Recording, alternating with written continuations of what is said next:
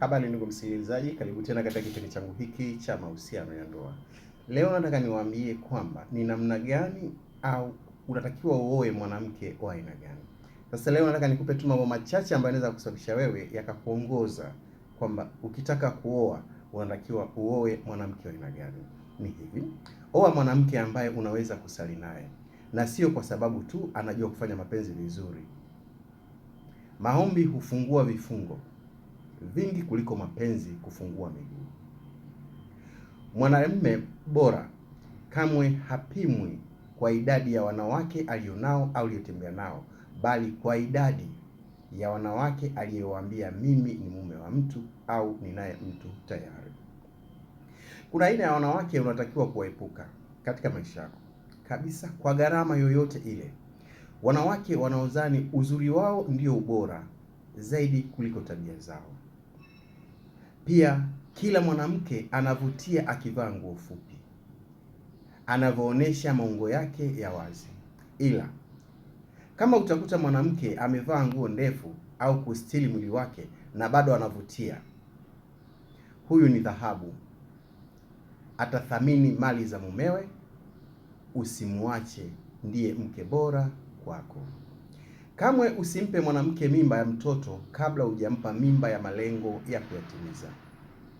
Tafuta mwanamke ambaye atakupa challenge ya maisha na kuongeza uwezo wako wa kufikiri, na sio mwanamke wa kila kitu ndiyo mzee.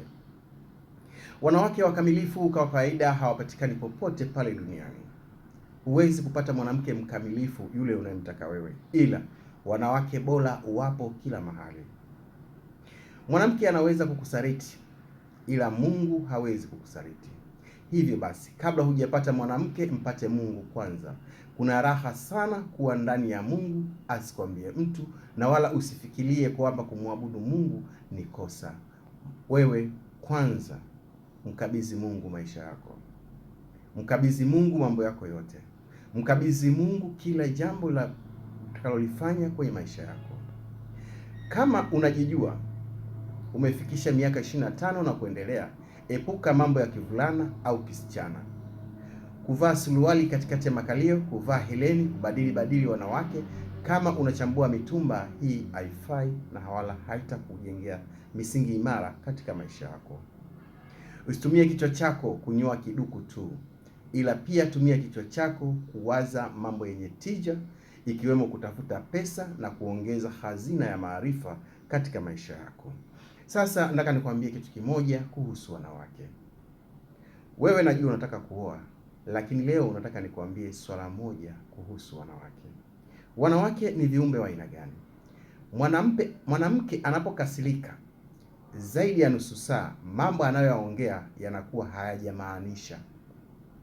Wakati mgumu kabisa kwa mwanamke ni pale anapokuwa mbali na mwanaume anayempenda kwa dhati, au anapogundua kuwa mumewe ana mahusiano na mwanamke mwingine. Huyu ndio mwanamke. Mwanamke sio kama tangazo la omo. Usipomfurahisha na kumtunza, wengine wataifanya hiyo kazi badala yako.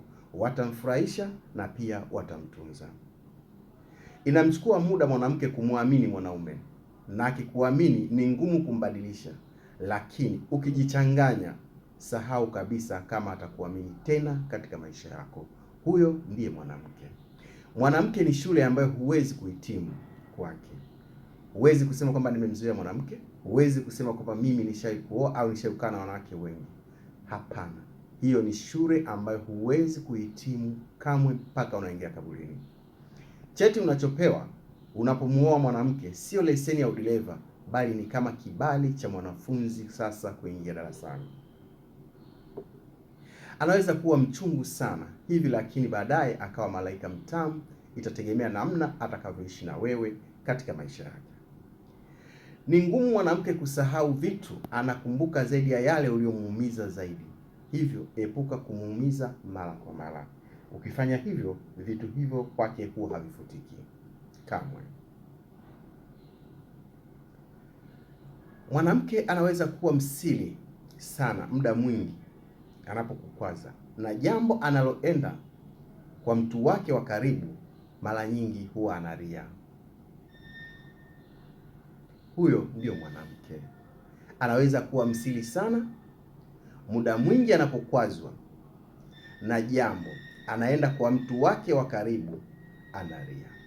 Wanawake wote wanapenda kuombwa. Mara nyingi wanaume wanalisahau hili. Mwanaume, mjue mwanamke anapenda kuombwa mara nyingi. Wanawake wote wana tabia ya kipekee kama chumvi. Unaweza usitambue uwepo wake, lakini akikosekana vitu vyote vinakosa ladha. Huyu ndiye mwanamke. Mwanamke ni chachu katika maisha yako ya ndoa, ni chachu katika maisha yako ya kawaida. Ukikosa mwanamke ni sawasawa kama vile unajihisi una mapungufu katika maisha yako, au chakula kilichokosa chumvi, na maisha yako yanaonekana hayana ladha kwa sababu hauna mwanamke. Mwanamke akikupenda kwa dhati anaweza kufanya chochote anachotaka afanye, maadamu tu kinakufurahisha. Hivyo usimlazimishe kukupenda.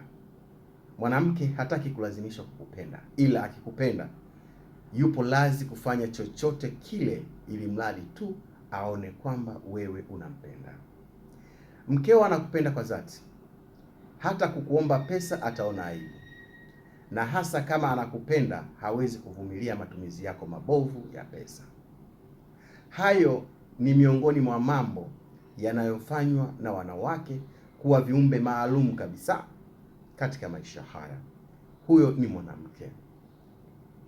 Kwa hiyo mtambue kwamba mwanamke nini anachokitaka, na unapoishi na mwanamke lazima ujue mwanamke yupoje. Mwanamke anakupenda kwa dhati, hata kukuomba pesa hawezi kukuomba. Huyo ni mwanamke anayekupenda. Kwanza ataona aibu kukuomba wewe hela. Huyo ndio mwanamke. Na akikupenda hawezi kuvumilia matumizi yako ya pesa. Yaani kivipi sasa? Kwa mfano wewe una matumizi nje na utaratibu aliofikiria yeye au anaupanga yeye. Kwa mfano unapata mshahara unaenda kunywa pombe. Unapata mshahara upo na marafiki zako unakwenda kuspendi sehemu zingine. Mwanamke wa hivi kwa kuwa anakupenda hawezi kulivumilia hilo. Hayo ni mambo miongoni mwa mambo machache mwanamke huwa nayo.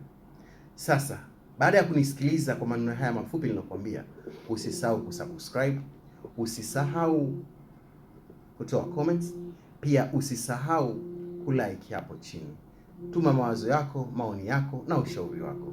Asante na karibuni tena siku nyingine.